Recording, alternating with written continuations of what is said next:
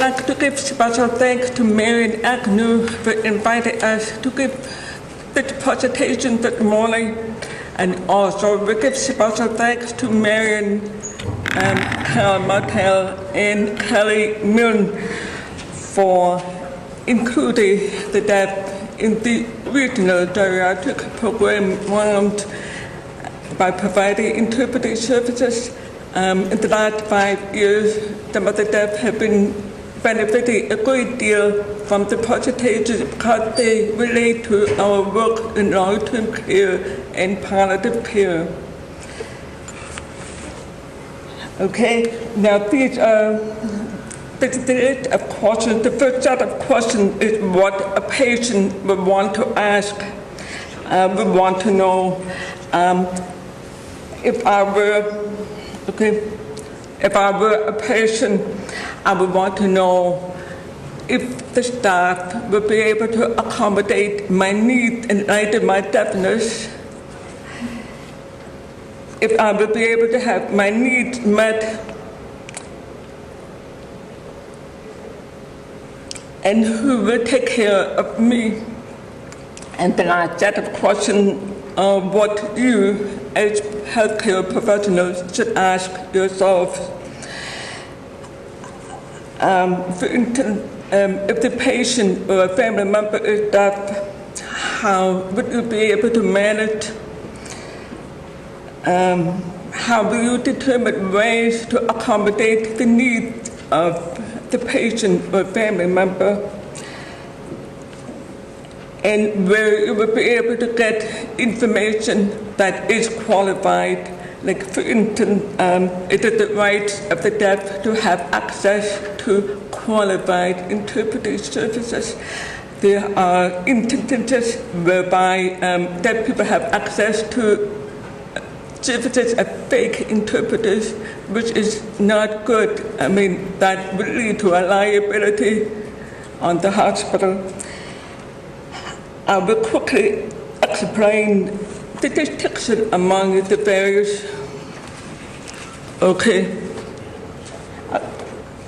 I'll just move it in a bit. Yep. Okay,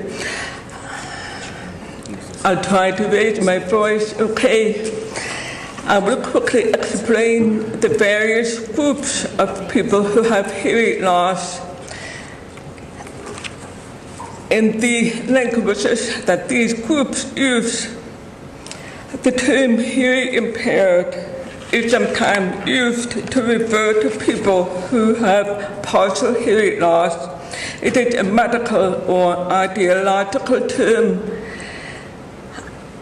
but that term is considered by many people to be, especially in the deaf community, to be derogatory because it implies, it's politically incorrect, and it implies that something is wrong with the person. The more accepted term by people for the various distinct groups are as follows. Deaf with uppercase D refers to members of a socio-linguistic group, and their cultural group whose main language is sign language. The culturally deaf share a common sense of pride in their language and culture. They seek each other out for support, for interaction and emotional support. Deafness is natural to them. They don't consider it a disability. The hard of hearing refers to those people whose hearing losses range from mild to severe and who use voices and residual hearing and occasionally sign language. And deafened refer to individuals who have lost most or all of their hearing, usually as adults. They use spoken language and rely on visual forms of communication such as speech reading, text, and occasionally sign language. All deaf are usually those who are born deaf or became deaf prematurely. I identify myself as all deaf because I was born deaf and I learned to speak as I was growing up. Now, deaf and hard of hearing or deaf may use hearing aids, cochlear implants, and other assistive devices. During the presentation, we will be talking mostly about the culturally deaf. However, you could apply most of the content of the presentation to other groups, other populations of people. For example, people with disabilities, ethnic groups, etc. Okay. We're very happy about Nelson Mandela's legacy because it brought to the fore the whole issue of qualified interpreters. Some of you may remember the news stories. It was a rogue interpreter, a fake interpreter. And I mean, you have to assume the people who were setting up the memorial service knew what they were doing. And so people who watched it, who didn't know very much about sign language, probably thought, oh, this is great, it's accessible. But it wasn't accessible. The person who was signing, I happened to be watching the memorial that morning, I kept thinking, whoa, is their sign language ever different? Because he kept signing the same thing over and over again. And I thought they had a very limited vocabulary. What we're going to do today is talk about how you have confidence in the services that you're providing. Because right here in Ottawa, our healthcare and our police service sectors are doing the same thing as the Nelson Mandela. They are using people who are not qualified interpreters. You might not know if a person who comes up to you signs and says, whoa, I took 5 levels of sign language at Carleton or Algonquin, you might think, great, would you help us, would you sign here? But they're not qualified professional interpreters. And I think that that's something, as Elaine mentioned, it's a liability. The CCAC, for example, uses a service that provides sign language interpreters, but they are not qualified interpreters. And when I pointed that out to them, they said, whoa, if we're doing an assessment about capacity, we really need to know that our interpreters are doing the right thing. I have interpreted the assessments for capacity a number of times. I work as a professional interpreter. My last life, I was a registered nurse. I trained right here at the Civic Hospital many, many years ago.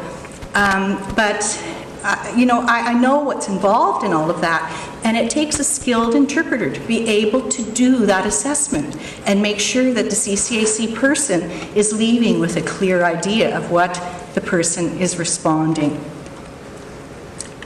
So, is the interpreter qualified? If you Google fake interpreter Nelson Mandela, you'll see him interpreting, and in one of the clips on Google, you can actually see a professional interpreter on the screen at the same time, and it will hit you that the fake interpreter is signing much less than the professional interpreter who's in a little sort of oval. This fellow actually was on his way to a mental health facility, and somebody called and said, could you come and interpret? We're looking for somebody. And off he went. He's become actually quite famous. He's got all kinds of blogs and all kinds of speaking engagements now. Today we're going to try and give you the deaf perspective, if the patient themselves is deaf, or if the patient has a family member who is deaf. Say the child has a deaf parent and you want to ask them all kinds of questions. You need to understand what you need as healthcare professionals. We want to show you how to be prepared to serve, how to communicate effectively with the deaf person so that they're fully involved. We want to help you remove the communication barriers that limit access to healthcare information, assessment, treatment, and care, and to try and emphasize the crucial role that interpreters and interveners play. An intervener is a specially trained interpreter who can work with deaf-blind individuals. We're also going to tell you a little bit about what we've learned in the last 5 years as we've journeyed through palliative and long-term care with the deaf community.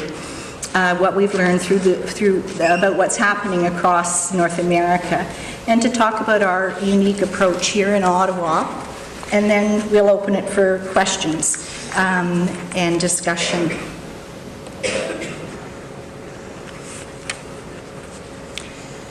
We've got pictures throughout our presentation, and everyone in this picture is deaf. Access to care, here's a bit of the history. In June 2000, there was a Senate report which demanded better access for all Canadians to palliative care. It was the Carstairs report, and Senator Carstairs had a lot of foresight. She actually prepared and had approved and paid for a version of her report in sign language, so a deaf person can get absolutely equal access. You can read the report and you can see it in sign language. In 1997, there was a Supreme Court ruling in Eldridge. This was a woman who presented at a hospital in BC. She was in labor. The labor was complicated, and they refused to get her an interpreter. The result was she took the case all the way to the Supreme Court. The Supreme Court ordered that persons who needed an interpreter in healthcare situations had a right, and it was to be provided free. Sadly, it's been very erratically applied across Canada. It's still not accepted as a right for a person in a healthcare setting. And I think what we're going to see very soon are people taking that and challenging the hospitals and suing the hospitals, not just hospitals, but any healthcare providers, because it is their right to have full communication.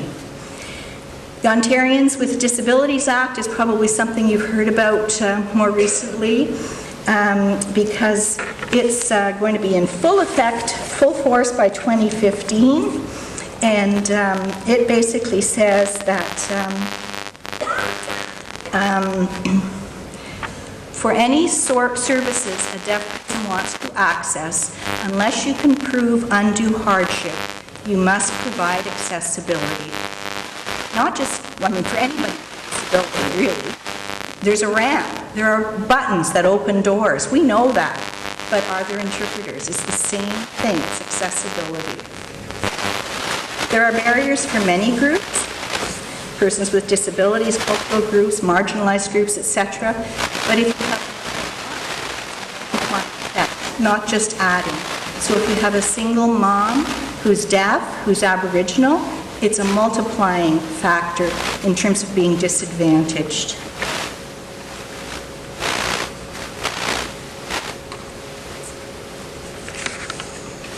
Elaine?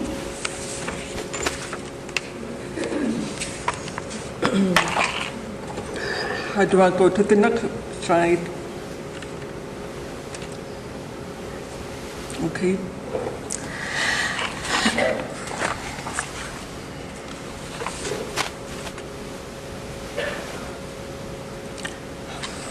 I didn't realize to do that. Okay. The deaf community, what is different about the deaf community? There are various factors that impact how the deaf deal with healthcare, illness, death, and dying. And there's a list of factors here. Because of time limits, I won't go through all of them. I would like to explain about upper table syndrome. These are experiences that the hearing people wouldn't have. Those are the experiences of the deaf people. Upper table syndrome refers to the experience many deaf people have when they're growing up. If they're sitting at a table with family members having supper, and the family members are talking, laughing, sharing with one another, and the deaf feel left out, and they would ask, what is it about? There's a tendency for family members to say, oh, I'll tell you later, I'll tell you later. 90% of parents of deaf children are hearing, and most parents and most family members of deaf children do not know sign language or have very little fluency in sign language. When I was 6, being born deaf, I had not yet developed speech or enough vocabulary to be able to ask questions like what, why, where, how come. At that time, my grandmother, who was living at home with my family, was ill in bed, dying. She was in bed for 3 months. I knew something was wrong, but I didn't know that she was dying. One day, I noticed that her bed was empty. And 2 days later, when I went to the funeral home, I was really shocked to see my grandmother sleepy. And I was wondering why she wasn't sleeping at home. It wasn't until I was 8 years old and developed enough vocabulary and language to be able to write sentences and to be able to ask questions. So I remember one evening when I was doing my homework, my mother was sitting with me at the kitchen table. I asked her where Nanny was and if she was going to come back. I never forget the look of shock on my mother's face. She said, "Oh no, Nanny is dead. She's gone. She's not coming back." And she said, "We're all going to die someday." And of course, at that age, it was a very difficult concept for me to understand for some years to come. Other factors that impact the deaf in healthcare are the negative attitudes and stereotypes toward people with disabilities in general. There remain among some professionals a lack of understanding about deaf culture and access needs. Also, we have a very limited pool of interpreters and interveners in Ottawa. It's not always possible for the deaf to have access to interpreting services because of the limited pool of interpreters that we have. Even though I am a good speech reader, it is important for you to remember that only 30% of the English sounds are visible on the lips. If you take some time to look into the mirror and speak, you can get an idea. Generally, the best lip readers get about 50% of what the people say.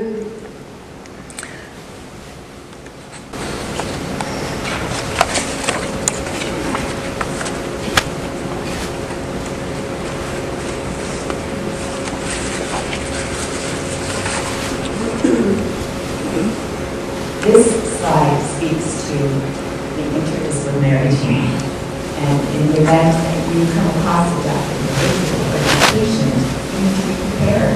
Attention, attention, Code Heart Institute, Code Institut de Cardiologie. I'll pause for a moment.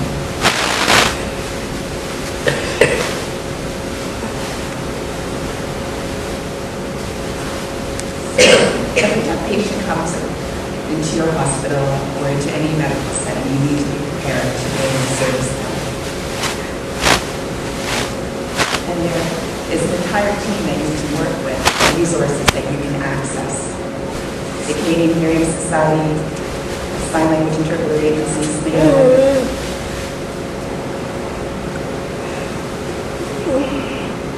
Can everyone hear me? You can hear this? Yes, we can. Great. Thank you. So here are some resources that you can access, and then you need to work as a team.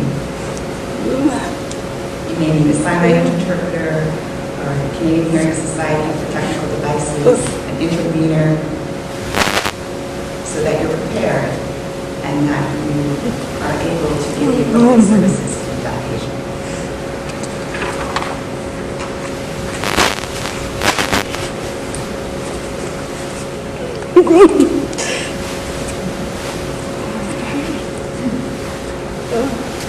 This slide speaks to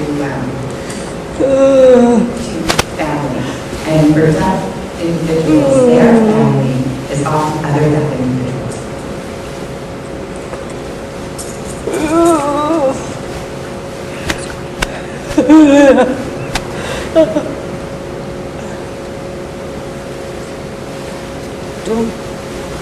Deaf individuals often go to school, residential schools for the deaf. And so those individuals are their friends and their family because they share a common language and a common culture. And so they're, in essence, is their family. And so how many individuals here are still friends with people that they've met in kindergarten or in grade 1? Yes. Okay. Well, at the residential school for the deaf, these individuals are their family because they're together, they live together, they sleep together, they grow up together, and they share a common culture and a common mind.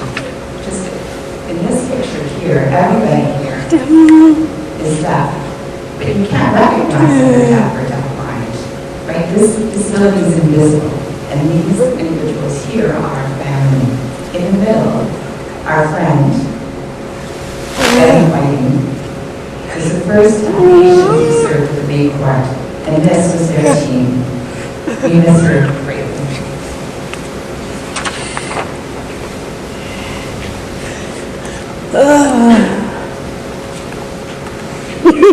Sorry. And here's another picture. In the middle, a woman with glasses is deafblind, and she signs LSP, long distance Quebec law, and a bit of American Sign Language. And to her left is her daughter, and to her is her granddaughter. And this is a very interesting story. The senator had lost contact with her daughter, and so he contacted her team, and so he had a palliative care of her. They were all deaf. And they all worked together to bring this family back together in her last days. It's a very touching story.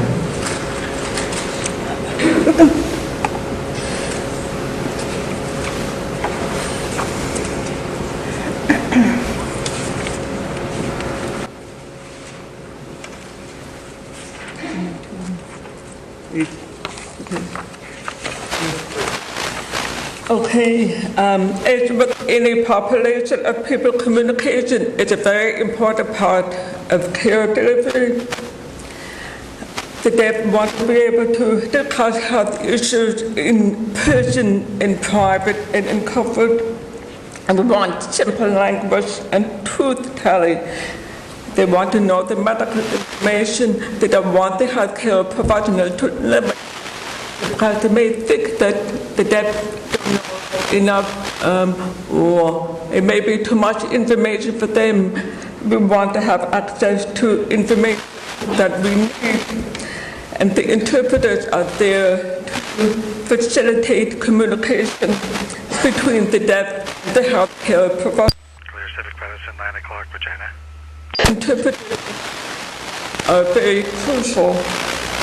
Christine had already mentioned about the Eldridge ruling and the Heritage Act. Cultural sensitive training would be very helpful to the professionals in dealing with the deaf. Okay, next. This is a photo of the deaf palliative care team having a discussion, the Ottawa Deaf Palliative Care Team. Okay. Partnerships in healthcare. To have efficient process for the deaf in healthcare, we need to have effective partnerships. The members of the Ottawa Deaf Long-Term Care and Palliative Care Team have trained volunteers to help. The Sign Language Interpreting Associate of Ottawa provides interpreting services in many settings. The Canadian Hearing Society can provide interpreting services in healthcare settings. Next. why we should have deaf professionals and volunteers.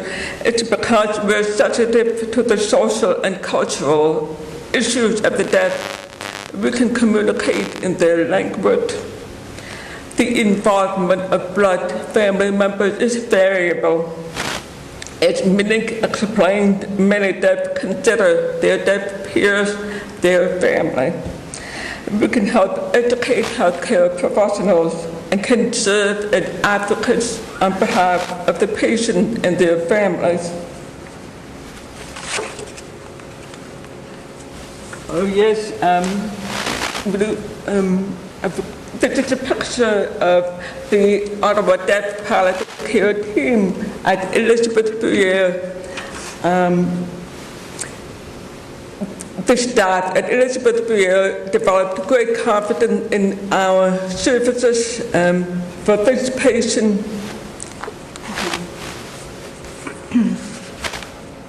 We've talked about what our goal and mission is, which is to obviously have the deaf person, the person who needs the communication at the center, and to have equal access and to remove the barriers.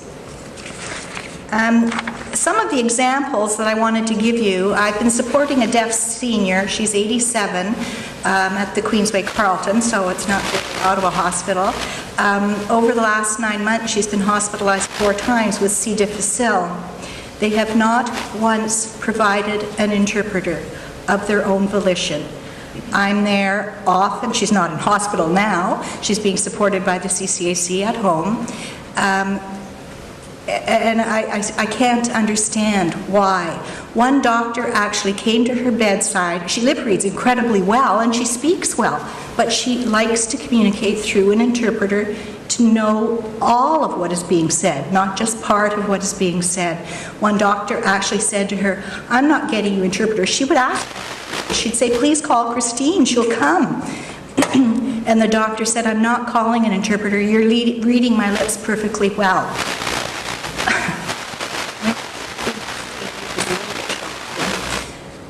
So she closed her eyes and refused to look at the doctor, which I thought was really cool. In the emergency at the Queensway Carleton, they have a laptop program. It's provided by an interpreting service in the United States. And so you open up this laptop, you can get contact with an interpreter fairly quickly. However, the interpreter knows nothing about our Canadian healthcare system. Often, I've watched the interpretation happen, and when this deaf person was being discharged, the social worker said, "I want to see how this laptop works. Somebody's encouraging us to use it." So she got it, set it up, and I was watching just because my friend was a little bit nervous about it all, and the interpreter knew nothing about the kinds of services. It was a good service that she was providing in terms of her interpretation, but in terms of the details that this person needed to know for discharge, it was a little bit less than helpful perhaps.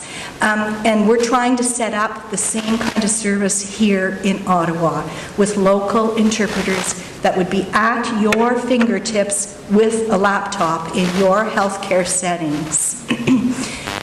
Hopefully. So you'll see how to get in touch with us and we'll let you know when it's available. Elaine asked to have access to mini med school that's provided through the University of Ottawa and from here. I think the sessions are even in here. And they really weren't sure they could provide because of the cost of interpreters. And, you know, you're going to have to prove undue hardship in order to not provide accessible services. This group, the RGP, didn't flinch. Interpreters are expensive. Of course they're expensive. There aren't a lot of them, but we don't make excuses for that. You know, it's 15 years of training to be a good qualified interpreter at least.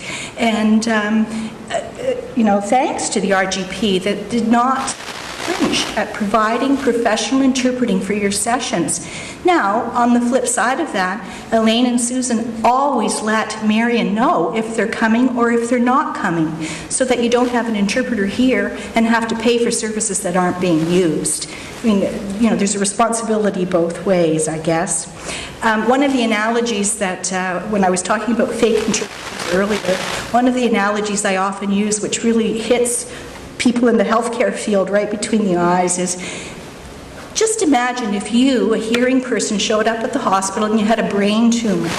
you know, your head was swelling and you needed some surgery, and they said, guess what? Today we have the paramedics doing brain surgery. Isn't that wonderful? Like, you don't do that. You have the qualified brain surgeon do the brain surgery. You have the qualified interpreter provide the communication.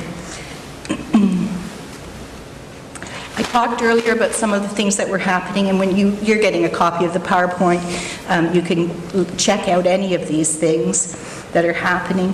One of the most innovative programs is a program that Monique worked for in Toronto, and she's going to be talking about that in a minute. But here are some of the ones that are happening.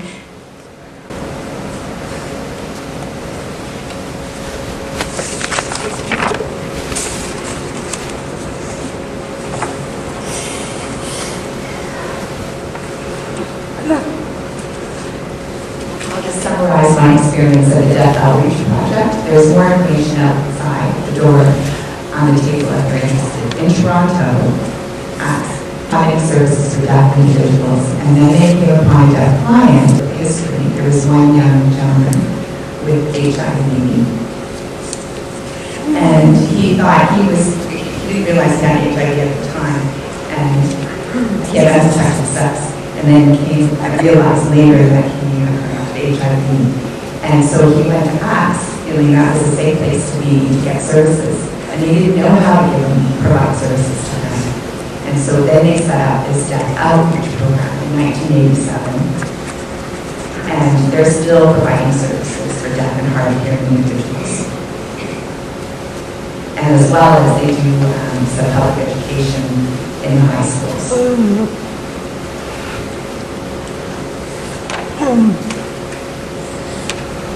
So in the early 1980s, there were lots of barriers that they had to face. And then now, what's interesting with this program is they have a full-time sign language interpreter, which is fabulous.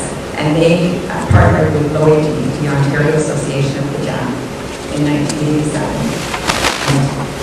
In 1998, and they provide services to the deaf community. Some of my experiences working in the Deaf Outreach program was we set up a buddy system, and I would work with individuals to help service the client. I was also a volunteer coordinator there, bringing individuals to work at homes and at the front desk, as well as we brought in interpreters, qualified interpreters that graduated from interpreter training programs to mentor them. And so it was very important that we brought in qualified interpreters, and then we brought them into the setting of mentoring care, so they could work with the various service providers. So in this team, there was 2 hearing people and 2 deaf people that worked together to provide the service. And it was a great, fabulous experience. I worked there for 9 years.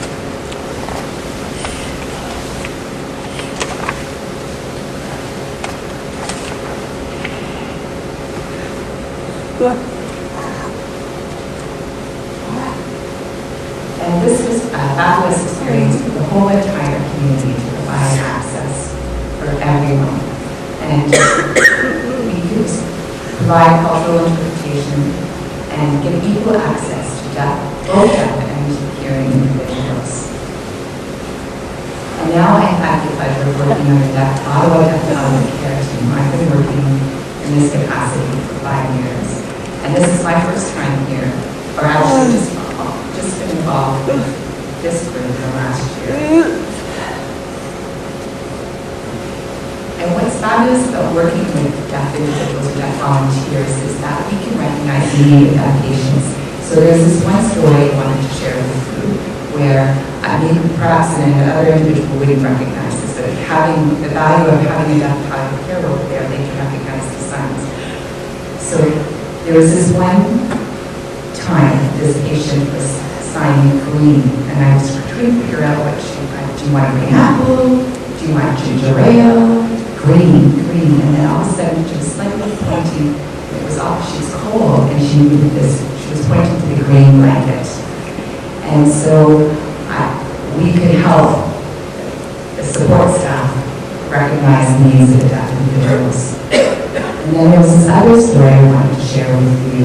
There was one individual who was quite ill with HIV, and and need some supports and services. And so they contacted the Deaf Outreach Program, and they set up some services and brought in technical devices for that individual. So that.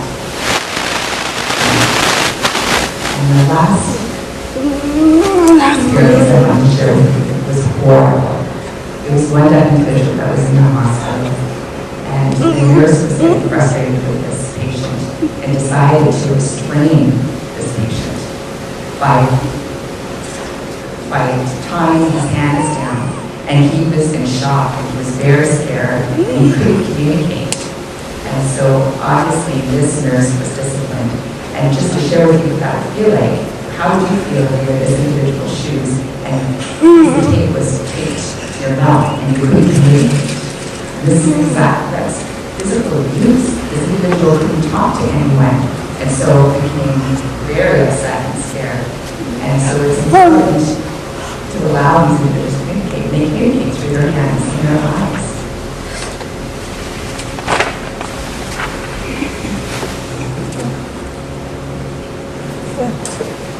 At the May Court, there's a 13-week program, and we had a group of individuals, staff individuals, that had the pleasure of taking this program. And it was fabulous because we could work together, and when there was any discussion or group time, we could all share our experiences together. And it was quite a challenge because there were experienced individuals there taking this 13-week course as well. And we had sign interpreters, and it was a fabulous experience. This was our graduation night at the May Court, and this was the beginning of our deaf palliative care team. This is where it was born.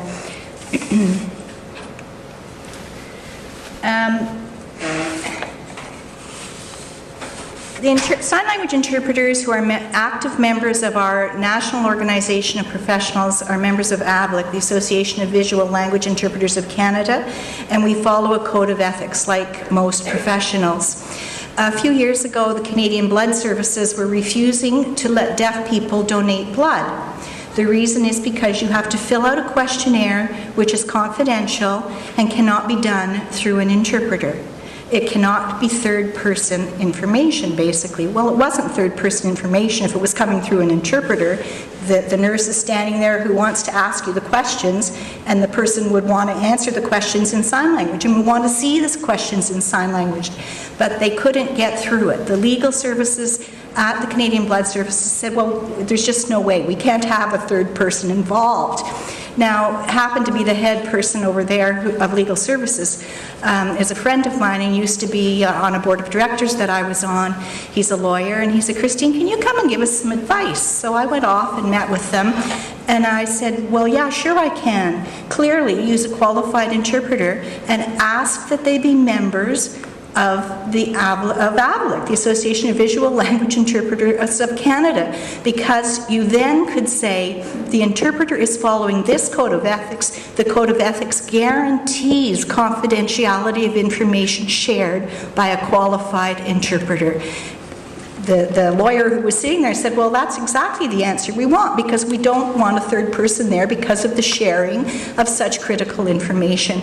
And it was as simple as that. The Canadian Blood Services overcame that barrier, and now deaf people can donate blood, just like anybody else who wants to. The organization that Elaine mentioned earlier is SLEO. That's the business that Judy, Brenda, and I all are part of. We've provided, obviously, some of the refreshments today and some of the information. We've also taken on, as our philanthropy, long-term care and palliative care.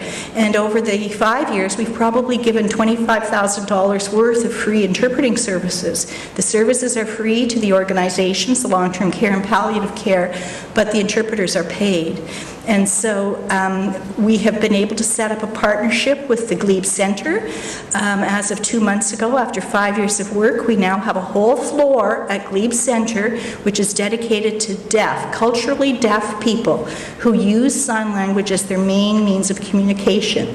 At this point, there are only 2 people who are deaf living on that floor, but we can increase, with the support of Lynn and CCAC, we'll be increasing up to the 32 beds that are there. And this is going to save the healthcare system a whole bunch of money. Because as I pointed out earlier, the Ontarians with Disabilities Act, every deaf individual in a nursing home would have a right to interpreters or a right to have staff who could sign. So if you have one deaf person in each nursing home or long-term care home in Ottawa, that's going to be a pretty expensive proposition. But if they're housed together in one long-term care facility, if they want to be there, then it's an economy of size, really an economy of scale. But the flip side of that is that the deaf community want that to happen. The picture you saw earlier of all the women who were supporting Betty Ann, they would want to all live together because they consider themselves part of the same cultural group. Glebe Centre also has a whole floor for the Chinese community for exactly the same reason. They share a lot of their same cultural markers and they want to be together. So Marion asked me, she's not here because she's on vacation, but she asked me to be sure to give you some tips, some quick hints that would help you if a deaf person should show up, so that you will be ready to serve the deaf. Make sure your message is clear and that you get an answer back. Okay, I'm going to see you next week on Tuesday at your house, okay? And you leave the room is probably not good enough. When is it I'm coming back? And get the person to tell you, oh yeah, right, next Tuesday at 10 o'clock. You want to be sure your message was clear and that it was understood. When a deaf person is looking and nodding and nodding and nodding, it doesn't mean yes, yes, yes. It means I am receiving the message through the interpreter. You still have to ask the question. I was once in court interpreting and the deaf person was on the stand. The deaf person who was accused was going, and all they were saying was, I understand you, Christine. I understand you, Christine. I understand you. And they said, okay, he's guilty. And I said, oh, no, he hasn't answered that question yet. You've got to wait. He was just doing what is a natural thing for deaf people to do. When two deaf people or any two people are signing to each other, many hearing people are reluctant to walk in between them. Don't worry, it's okay. Just keep walking. We actually take a little unnoticeable pause in our signing, and the person just walks right through. It's never a problem, but it's amazing how many times people try and get around the interpreter or try and get around the deaf person because they don't want to interrupt that conversation. Don't speak louder, just speak naturally, and don't slow down too much, because slowing down is even worse for an interpreter than somebody who speaks too quickly. And also for somebody who's lip reading, they want to see your natural speech, not something that's a little bit exaggerated. To get a deaf person's attention, you can flash the lights on and off. They'll look. Try not to startle them by just, I don't know, shaking them too hard. Just a gentle tap on the shoulder is really good for a deaf person. A vibration. My parents are deaf, and I still remember, banging the table or banging the floor so that they would turn and look at me, because I was not, as a teenager, probably not wanting to walk across the room to talk to them and hoping that they would look towards me. You can write messages back and forth with pen and paper. And if a deaf person shows up and you're wondering what to do, please contact us. Our information is there. Now, do these things look familiar? In the 5 years we've been coming, these have been some of the topics that you've discussed here. You can see them on the website. They're great. And as we sit here, every time we come, you've often heard Elaine ask the question, and what are you going to do if a deaf person shows up for your assessment or your treatment or whatever it might be? Are you ready, really, to serve the deaf person who comes?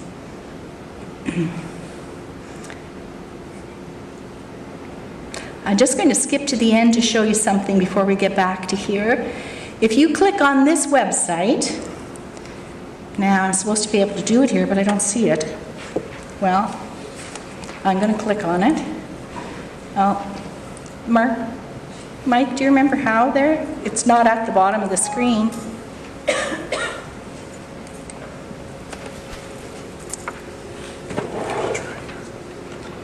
Well, I'll tell you what's going to happen. When you click on that Oh, here it is, right. This is what you're going to see. Judy is our multi-talented blog producer, and we are making a series of videos. We have been started on it a couple of years ago, and all you have to do is go to that one www site, and you can click on any of these links. This will tell you about our long-term care project.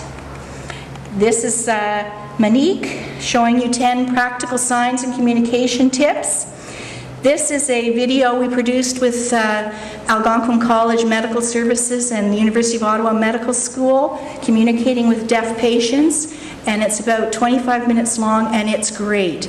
It's scenarios of a doctor. He happens to be my brother. He's a family doctor, and he's at the clinic. They're doing things that are wrong, and the deaf person points out what's wrong. So it's a learning experience for medical professionals. Outside, you probably saw our 3 posters, which we've done at the poster sessions of the RGP, and these have been wonderful. And you'll be able to click on the links if you want to read them or print them for yourself. So I'll just go back if I can. And Elaine will finish up.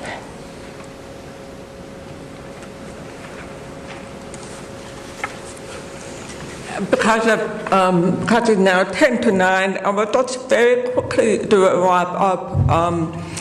We have a list of conclusions. The main things for you to remember about our presentation are that we all must strive for accessibility for all people, and that the deaf culturally distinct the deaf with the letter D in the uppercase. So we're open to questions if you have any.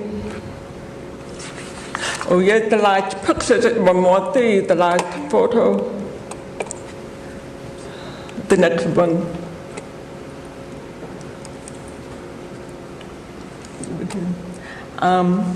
This is the universal sign language for I love you, and you can see that there's a lot of facial expression and body language. These are main components of the communication in sign language: sign, facial expression, and body language. Thank you.